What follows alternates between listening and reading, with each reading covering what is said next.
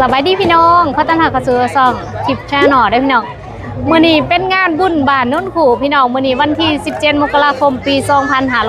2569แล้วก็มีลำเลืองพร้อมเด้อมื้อนี้นี่ทางลังนี่เนาะมื้อนี้เป็นงานบุญผาป่าพี่น้องผาป่าเจ้าภาพจากเมืองหนองเนาะเพิ่นเฮ็ดงานบุญผาป่าแล้วก็จ้างหมอลำเลืองมาให้พ่อแม่พี่น้องประชาชนแถวนี้ได้เบิ่งซึ่งเป็นหมอลำเลืองคณะเอื้อยบางอ้อนหอนแก้วพี่น้องคณะที่ว่าไปล่ำอยู่บ้านดอนหมวงตอนเขาเปิดงานท่องเที่ยวหันแล้วก็เรามาล่ำอยู่น้องล่วงบอลผู้ชายไปนั่งไฮยูนาเวทีตอนนั้นที่ไล่สดให้เบิ่งกันเด้พี่น้องจื้อได้บ่พวกนั้นแหละที่เพิ่นมานี่ตอนนี้กำลังตั้งอยู่มื้อนี้ก็ทีมงานทรายบุญของพวกเฮานั่นเพิ่นมาเฮ็ดโรงทานพี่น้องเด้นี่ตอนนี้กำลังเปิดแล้วก็ลูกค้าไล่แถวว่าอาหารอื่นจนบ่มีลูกค้าเลยจักคนลูกค้ามาเต็มบีเบิดเลยพี่นะห้องทานกับซิมี่น้ำเนาะเป็นน้ำซาเย็นแล้วก็กระเจี๊ยบแล้วก็มีอ้วนติ้นเนาะเท่านั้นก็สิแม่นกาแฟแล้วก็มีอีกเมนูหนึ่งก็คือเมนูขัวมีป้าหันมาบัดนี้มืดแล้วมืดเรียบร้อยแล้วเมื่อกี้ยังเต็มซ้ำอยู่ได้พี่น้องบอยแต่หันมาเถอะนี่มืดเรียบร้อยป้าได้ค่าดีเอาแถวว่าพี่มีแต่คนจบงามๆได้พี่น้องเพิ่นมาเฮ็ดห้องทานมันนี่ก็ได้ทีมงานเฮาเองแหละนี่เพิ่นส่วนบ้านแจกห้องทานสวยกันดูหนึ่งลูกค้าก็ได้แซ่บอยู่บ่เนาะลูกค้าไล่แถวว่าพี่ป้าเด้อนี่เด็กอ้วนก็มาได้พี่น้องจะอยู่ทำไมผู้เอาคืออยู่พุ่นเอาคืออยู่พุ่นนี่ละว่าคือไหนขึ้นมาอยู่พี่ว่าแสบปะโอ้มากินอยู่กระเทิงพี่ป้าโฮงทานหลายขนาดเลย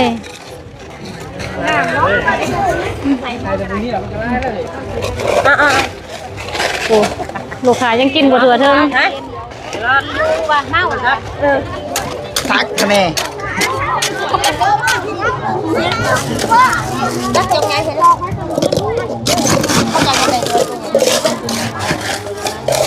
อันนี้มันมีอันเดียวเนาะอันตากเนาะอันตากเอาอย่ายืม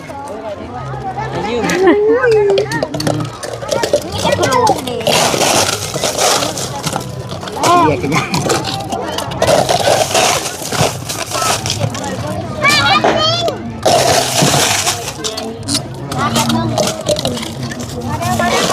ยาคูเพิ่นมาแจงข่าวบุญพี่น้อง31เดือนนี้สิมีงานบุญผาป่าเพิ่นสิสร้างวัดใหม่นะเป็นวัดป่าอยู่โน่นขู่นี่แหละพี่น้องเพิ่นก็เลยข่าวบุญพี่ก็เลยโมไปกองหนึ่งเนาะกองละ100,000กี่พี่น้องแต่ขายดีแห้งพี่น้องจนเกลี้ยงเลยทีมงานพักผ่อนยังบ่เบิดว่ายังยังพวกโอวันโอเลี้ยงทุกคนกำลังมาผาป่านะยังมาบ่ทันได้หอดพี่น้องเดี๋ยวสิพาพี่น้องรอส้มเบิ่งบรรยากาศทางนี้แม่นเป็นเวทีการแสดงมื้อแรงลำเลืองมื้อแรงเด้อพี่น้องนี่ทิพย์กสีอยู่หน้าเวทีพี่แล้วพี่บอลที่ทีมงานเฮามาตั้งวงดนตรีตอนที่แล้วเด้อพี่น้องเนาะเป็นบริเวณวัดอันนี้น้องๆผู้ชายผู้สาวนักเรียนเพิ่นกำลังเตรียมโตที่จะฟ้อนตอนหับผาป่านี่นะพี่น้องนี่เวทีเพิ่นเห็นFC ว่าถ้าแม่นวงดนตรีหนองทรายมีภาษาข้างล่างเนาะข้างกลางนะพม่านข้างล่างก็คือสีงามแต่ว่านะตอนนี้นะเพิ่นงบยังจับกัดอยู่พี่น้องก็เลยว่าบ่ทันได้ต่อเติมบ่ทันได้ซื้อผ้าไหมเพิ่นก็ต่อไว้ที่แล้วมื้อนี้เพิ่นติดตั้งถือว่าก็เครื่องก็บ่ได้หลายไปแล้วเนาะพวกใหญ่กับแบบว่ามันเป็นอันประกอบที่ง่ายๆนะพี่น้องคือกับปั่นพวกหนองทรายเนาะแต่ว่าตอนนี้มันก็สิเป็นหาง่ายกว่าแต่ว่ามันก็บ่ได้แบบว่าเพิ่นไว้ยังเป็นเครื่องแบบมาหลอกแกกว่าเพิ่นไว้จังได๋มันจะเป็นสิ่งง่ายๆเลยนะ ทางหลานเพิ่นก็สิใหญ่กว่าเนาะเวทีเพิ่นก็สิใหญ่ขึ้นไปแล้วก็เจ้าก็สิใส่ผ้าม่านอยากให้น้องชายเฮ็ดอยู่แต่ว่า เขาเจ้ายังทันได้พร้อมเจ้ะนั่นแหละพี่น้องปีนี้ก็มืดลายเลยได้เฮ็ดหันเฮ็ดนี้เบิ่งคือว่ายังบ่ได้มีหยังได้แต่ว่าจ่ายเงินไปก็บ่แม่นน้อยเลยพี่น้องเฮ็ดวงแล้วก็โอ้โอ้ตู้ทางนี้เพิ่นบ่ทันได้ใส่ในเพิ่นก็สิใส่แบบเดียวกันเนาะเพราะว่าเมื่อกี้เพิ่นหาก็เอารถออกบัดนี้ก็เอารถออกแล้วก็คือสิแม่นตั้งร้านมานี่เบิ่งดูคอนวอยเพิ่นนี่มีจักคนอยู่เทิงนี่2มาติดตั้ง3 4 5 6คนผู้ใดบางอ่อนทอนแก้วจักเพิ่นอยู่ทางใดทีมงานที่ว่าเพิ่นมานำกันเด้อพี่น้องบางอ่อนทอนแก้วนี่เพิ่นรู้จักกับย่าพออยู่นี่เด้นี่ดาวตอกดาวเต้นนี่มอซอนุ่นขู่ปะมอซอนุ่นขู่เลยนี่กำลังเตรียมฟอร์ด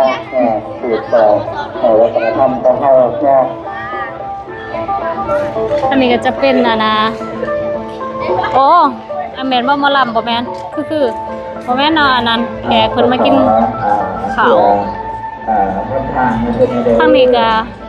น่าจะเป็นอันนั้นบ่เป็นห้องทานบ่ต้นทางนี้คือว่าเห็นขปุ่น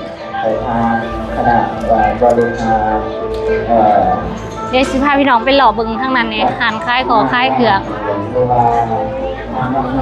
แคบ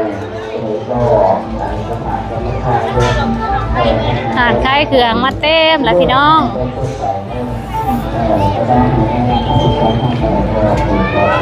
มื้อแรกคุณแล้วคนสิไลคนไล่แน่นอนมื้อแรกนี่เพราะว่ามันมีลำเหลืองเนาะอยู่ทำสิคายมื้อแรกนี่มีหม้อลำเหลืองนี่เนาะหม้อลำเหลืองอยู่ไส้นี่คนสิไล่อยู่หันได้นี่นะในบริเวณวัดทีมงานเฮานี่เจอกันทุกงานพี่น้องแม่ขาคนนี้ทางนี้บ่อนหาเงินหมดแล้วมาให้วันนี้บ่อนทางท้ายเกือกไปเบิ่งทางด้านนอกยังบ่มืดได้หานคล้ายเครื่องนี่นะทางด้านนอกอีกแต่ว่ามันก็ค่อนข้างว่าแคบได้ถนนนี่พี่น้องเวลาแบบเขาเจ้ามาตั้งหาตัวนี้สาว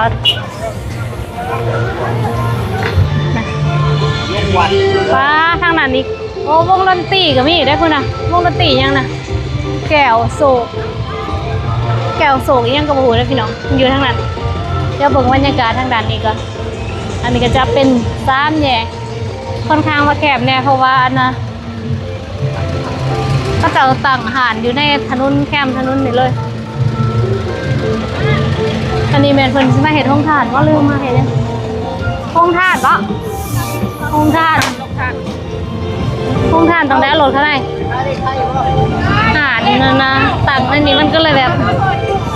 ห่างจากหน่อยเนี่ยพี่น้องแต่ว่ามันบ่มีสถานที่นะเพราะว่าเดินวัดกับบ่ได้ใหญ่แต่ก่อนนั้นจะเฮ็ดอยู่ทางนอกพุ่นน่ะทางของหน้าพุ่นน่ะแต่ว่าหน้าปัจจุบันนี่ละแม่นเขาเจ้าเฮ็ดหัวพุ่นแหละนะทางของหน้าก็ได้ว้าวพุ่นทางนั้นวงดนตรีทางฝั่งนี้แล้วสิพายางไปเบิ่งจักหน่อยอันนี้จะเป็นป่านนกหูเนื้อได้พี่น้องส่วนต้นนั้นจะเป็นป่านนกหูไตว้าวแค่ดีด้านนี้เพราะสไลเดอร์อยู่วันนี้ที่ห้ากระเทศนั่นนี่สไลเดอร์มาอยู่วันนี้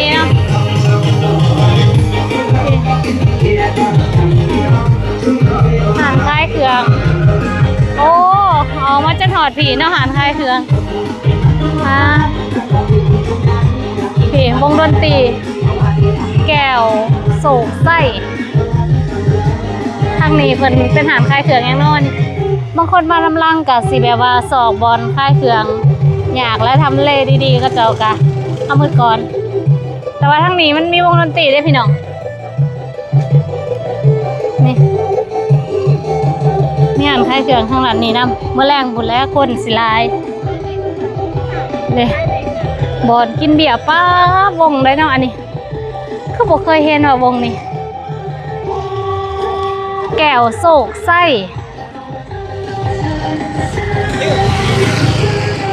ป้าตู่เขาเจ้า จักอันนะคะพี่น้องเบิ้ง2 4 6 8 10 12 14ป้า16หน่วยพุ่นนะซันซิเต้นเนาะมื้อแรงเนาะป้า16หน่วยคางหนึ่งพี่น้องซ่องคางอีกแล้วก็มีตู่แควนอีกตู่แควนอีกได้นี่แก้วโศกใส่เบิ่งเขาเจ้าใส่โซ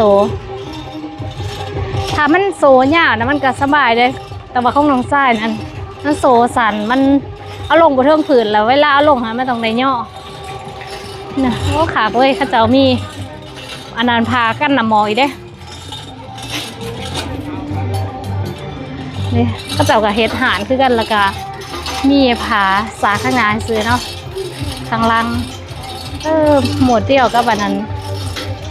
ไอ้อย่างเทปพอนใส่เนาะก็จะใส่เป็นอันจอโปรเจคเตอร์ทั้งล่างนี่วงมาแรงพี่น้องอันนี้ทิพย์ก็บอกว่าเวลาวงใหญ่มาลงยังสินะมันต้องเสียทางบาทบอหรือว่าจะไงเบียร์โอ้เด้เบียร์เขาเจ้าทีจะเอามาขายกันได้อันนั้นก็จะเป็นบอลขายเบียร์ได้พี่น้องเดี๋ยวเขาไปสำรวจเบิ่งว่าเขาเจ้าเอามาไล่ไปในเบียร์เขาเจ้านี่บอลนังเบียร์เพิ่นมานี่130แก๊สมื้อแรก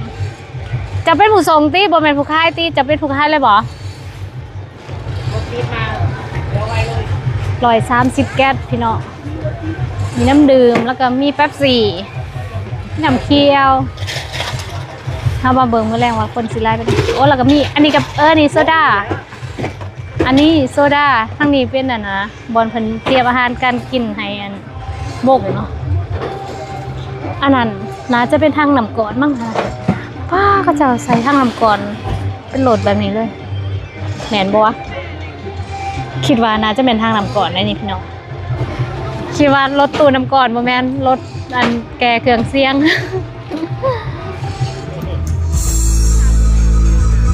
มาตอนจบพอดี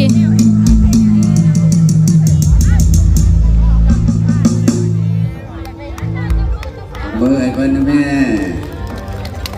ตัวมือก็บ่ดำเลยป่ามาแล้วพี่น้องเพราะนั้นก็จังหวะเดียวนี่ตอนนี้ป่ามาหอแล้วใส่ฮอตช่องมาเดิมมาด้วยแม่สตันกับน้องไอ้พี่น้องแล้ววงดนตรีมาล่ำเรื่องเอาเนี่ยป่ามาหอแล้วมันจับกบจับหัวจับสิไปแบบใดไปก็ดีมันยังอุ๊บอยู่ใช้ครูบาอาจารย์เอาไปทางไหนกองบุญ6 กองพี่น้องพาปานี้ละแมนเจ้าภาพใหญ่ละมาจากเมกาเด้อพี่น้องแล้วก็มีพี่น้องจากฝั่งไทยมานำหูต้นลังในนี่ว่ามีทั้งเมกาและก็มีทั้งพี่น้องฝั่งไทยมาพร้อมอันนี้ก็เป็นขบวนแห่อ้อมหัวแจก3 หอบแล้วก็จังคืนวัดน้องๆที่ว่าเพิ่นฟ้อนเมื่อกี้แม่นซ้อมซื่อๆเด้อพี่น้องซ้อมหอบ1ซ้อมใส่เพลงแล้วก็พาปามาแล้วก็มาแห่หลังจากแห่แล้วก็สิไปฟ้อนให้เจ้าภาพเพิ่นได้ส้มอีกเทื่อนึงตอนที่มาถ่ายตอนนั้นแหละเขาเจ้าจนฟ้อนแล้วแหละ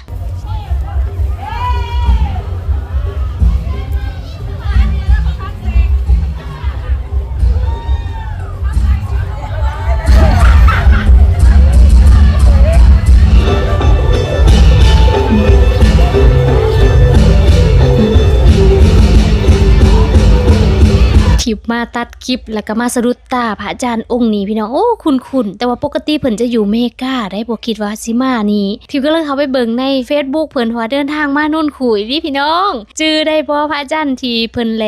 อย่ามัวเพิ่นแต่อยากได้ทำไว้นั่นแน่บุญสิพาเฮาขึ้นเมืองสวรรค์ไปเวิน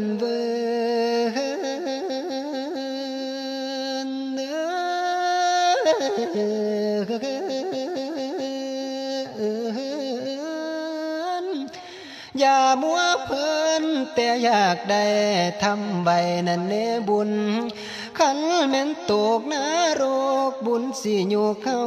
นี่ขันแม่นตกกะเวจีบุญสิพายเฮามุมบุญสิโจมเมาขึ้นเมืองสวรรค์ไปสันสีสู่สุขาวดีมีแต่ของทิพย์ด่วนเป็นมวลเขาว่าเครื่องกินรักษาศีลกิน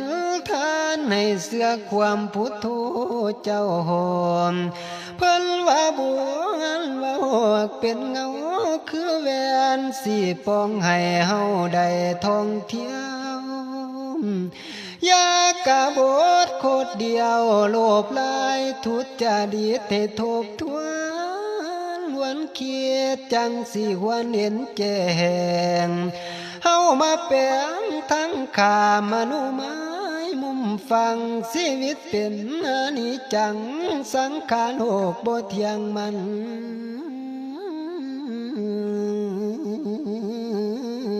คือดางนิพพานนาสาธานอยู่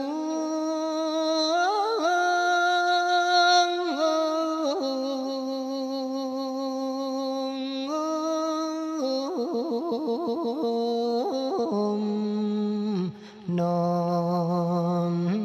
ขอให้ทุกท่านวิจารณ์เบื้องหาผลเอาเองเนื้อเฮาเกิดมาเป็นคนให้ก่อบุญเป็นถึงการยามเมื่อดับขันหาลับตาละโลกยังสิมีที่เพิ่งบัดเมื่อนาได้เพิ่งพังทั้งศาสตร์นี้และศาสตร์นาสิได้อยู่เป็นสุขสิบ่จนทนทุกข์กะหังมีดีใดให้ทำบุญเอาไว้ตายไปสิได้พึ่งมันบ่หวนบ่เหลืองวัฏบ่โลกไตผลสุดท้ายก็แม่นตายเกิดโลกคาพยาธินาอยู่ปฏิเหตุนะปักกานันหังกายสังขารบ่แม่นของคงที่คุณความดีบุญกุศลเป็นสิ่งรำรงยังชีวิตเป็นอนิจจังสังขารโลกตั้งบ่เที่ยงล้างเถื่อคอยล้างเถื่อเงียงสัตว์อยู่ใต้โลกด่วนผลสุดท้ายก็เป็นตายขอเตือนห้องได้อายอย่าประมาทขึ้นวัน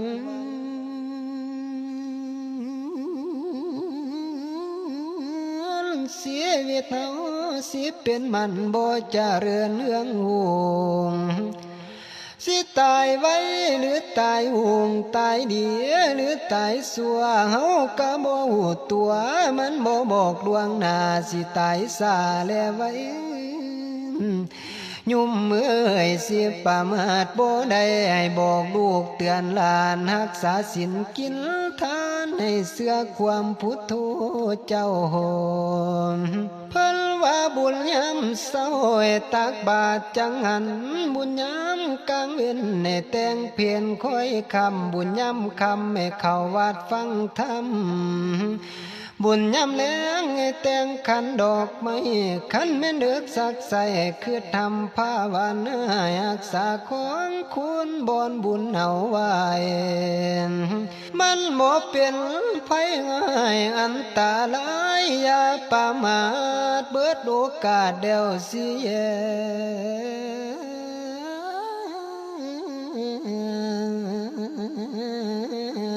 สิลงโองอาหังมนุ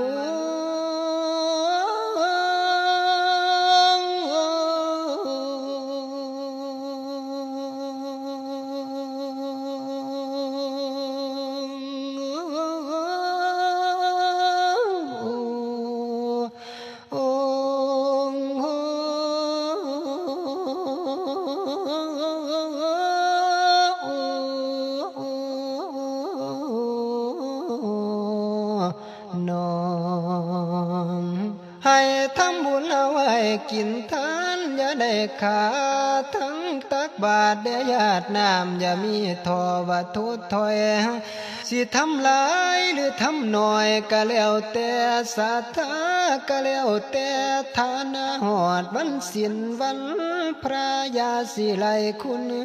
แก้วยามเมื่อทำบุญแล้วมุทนานำยาตัวทอละนี้อยู่เพื่อนประจักษ์แจ้งแห่งพิญญา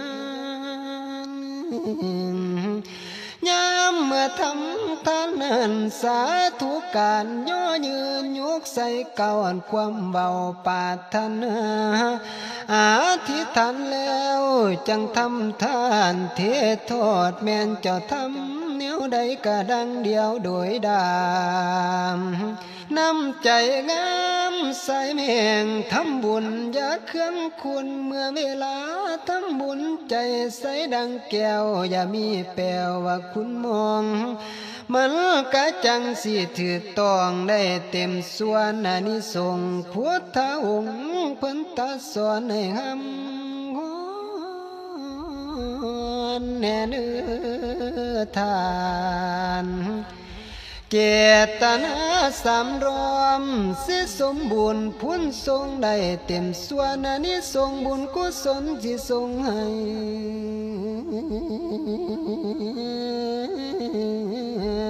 พาลาอยู่สิซอยสู้นั่นละนาสหันทาอยู่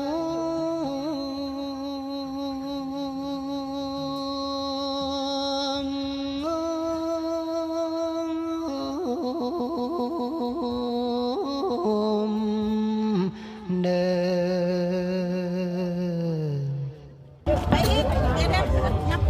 อ ยับไปเอียงเอียง1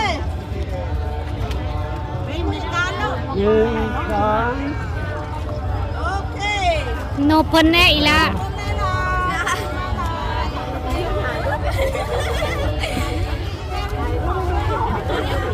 เอาเงินน้ำเพิ่นนำนบเอาไหนอีละ